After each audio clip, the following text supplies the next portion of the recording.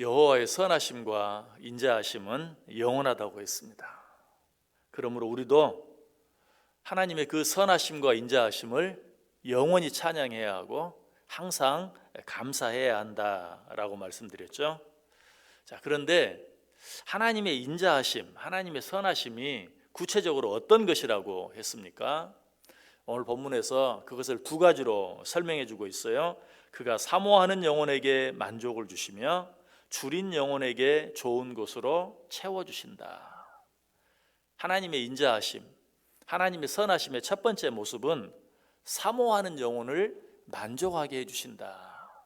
우리 이 부분은 이미 지난 시간에 생각해 보았어요. 자, 그렇다면 하나님의 인자하심과 선하심의 두 번째 모습은 어떤 것입니까? 그것은 줄인 영혼에게 좋은 것으로 채워주시는 것. 그렇습니다. 우리 하나님의 선하심과 인자하심은 줄인 영혼에게 좋은 것으로 채워주시는 것이. 그렇다면 줄인 영혼이란 또 어떤 영혼일까요?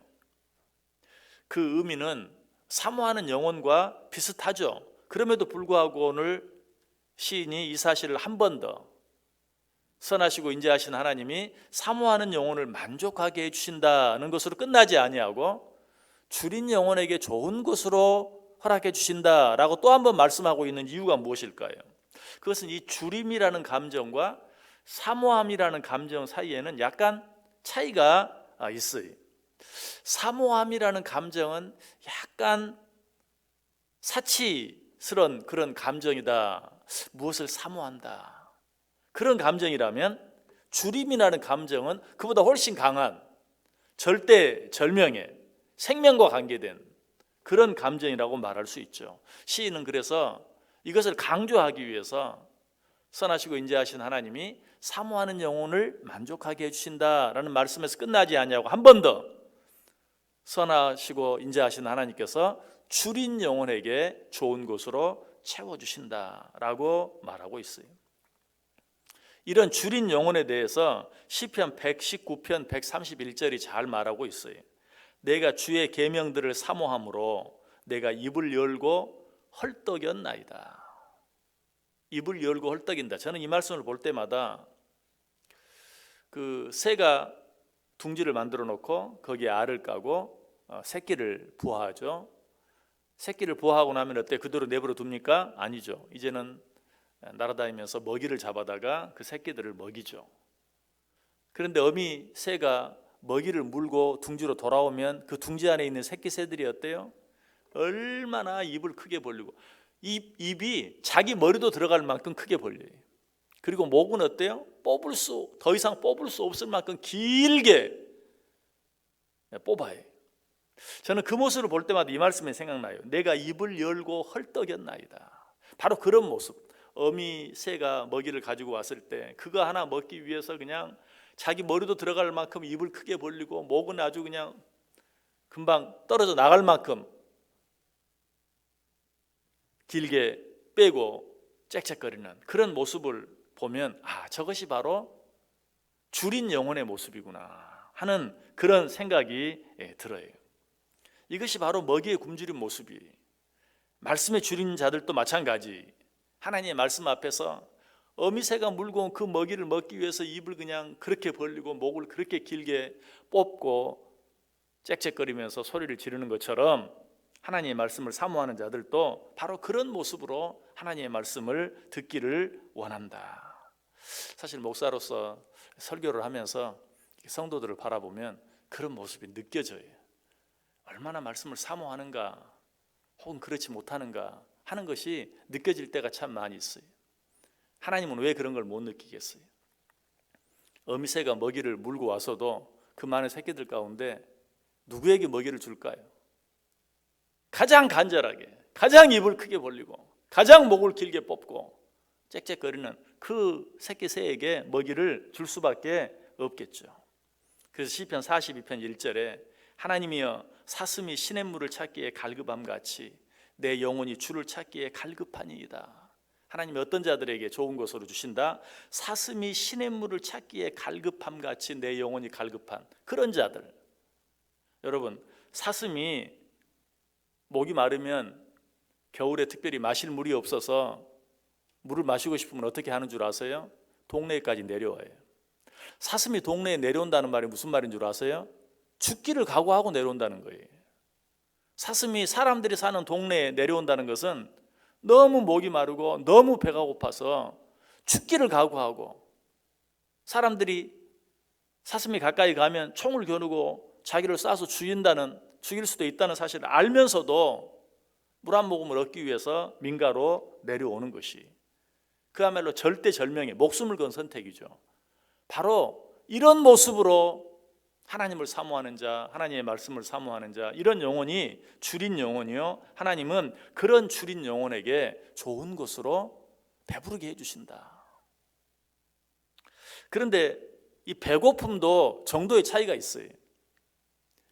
우리 부모 세대가 느꼈던 배고픔과 우리가 느끼는 배고픔과 우리 자녀들이 느끼는 배고픔, 똑같이 배고프다라고 말해도 정말 달라요. 우리 조상들이, 우리 부모들이 느꼈던 그런 배고픔은 어때요? 생명과 관계된, 죽느냐 사느냐 하는 문제와 관계된 배고픔이. 그러나 우리가 느끼는 배고픔은 배가 좀 고파도 아유 괜찮아요, 내 자존심, 체면을 생각할 수 있을 정도의 배고픔이.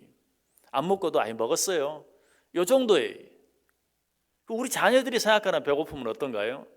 아, 배고프면 햄버거 사 먹으면 되죠, 라면 끓여 먹으면 되죠, 뭐 배고프다고.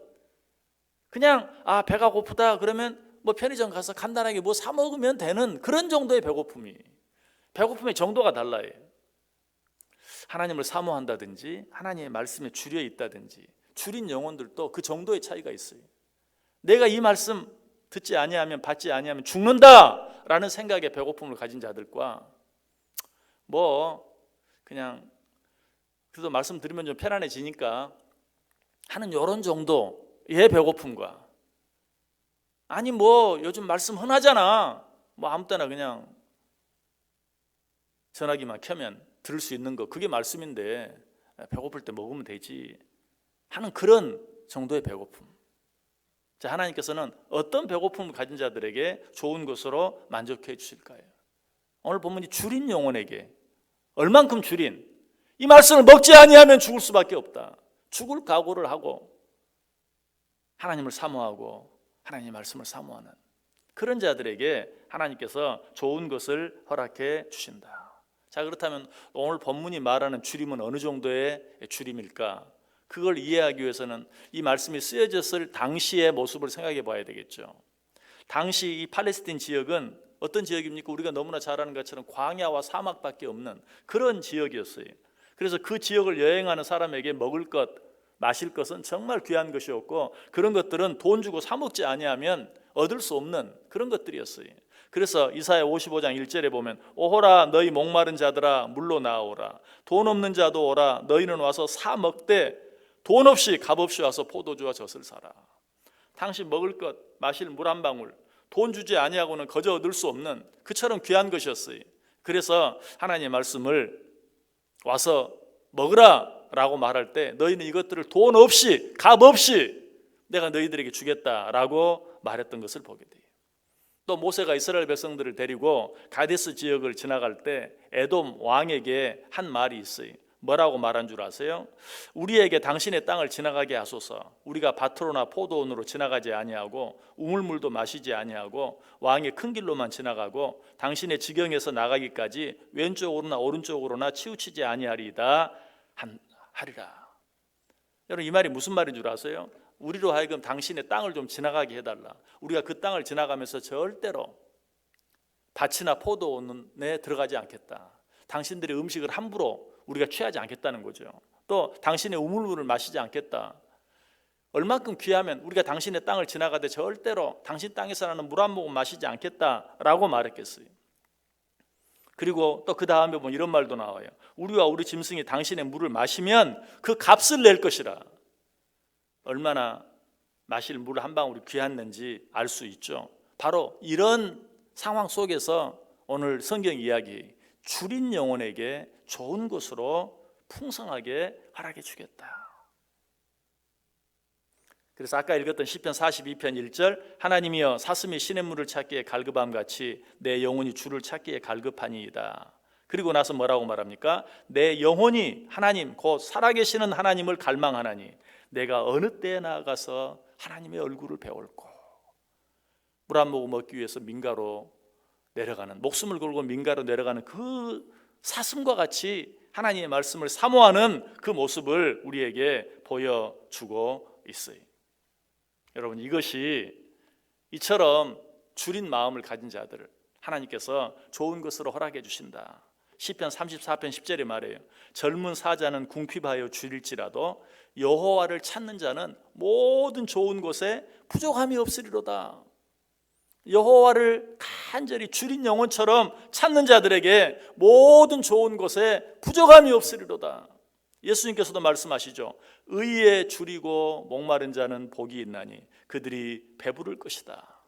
약속만 그렇게 했습니까? 아니죠. 누가복음 1장 53절 보면 줄이는 자를 좋은 것으로 배불려 주셨다. 우리 하나님은 정말 그렇게 하시는 분이에요. 선하시고 인자하심이 영원하신 우리 하나님께서 줄인 영혼들을 모르는 채 하지 않아요. 줄인 영혼에게 좋은 것으로 가득히 배불리 먹여주시고 채워주시는 것이. 여러분, 이 은혜를 체험했던 다윗이 뭐라고 고백합니까? 우리가 너무나 잘 아는 시편 23편의 고백. 여호와는 나의 목자시니 내게 부족함이 없으리로다.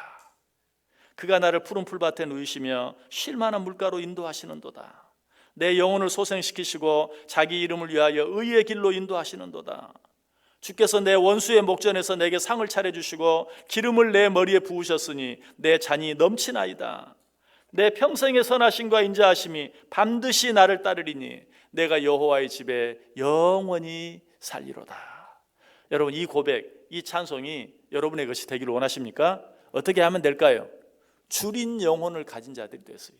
줄인 영혼. 목마른 사슴과 같이 물 한 방울을 위해서 목숨을 내걸 수 있는 그런 줄인 영혼, 이런 줄인 영혼을 내가 갖기만 하면 하나님이 어떻게 해주신다? 좋은 것으로 채워주겠다. 그래서 네 입에서 다윗이 한 그 고백, 여호와는 나의 목자시니 내게 부족함이 없습니다. 그가 나를 푸른 풀밭에 누이시며 쉴 만한 물가로 인도해 주십니다 라는 이 고백이 네 고백이 되게 해주겠다. 오늘 하루 하나님을 이처럼 사모하고 하나님의 말씀에 줄인 영혼이 되어서 오늘 우리 입에서도 다윗이 했던 그 놀라운 시편 23편의 고백이 정말 저절로 흘러나올 수 있는 복된 하루 꼭 되시기를 주님의 이름으로 간절히 축원합니다.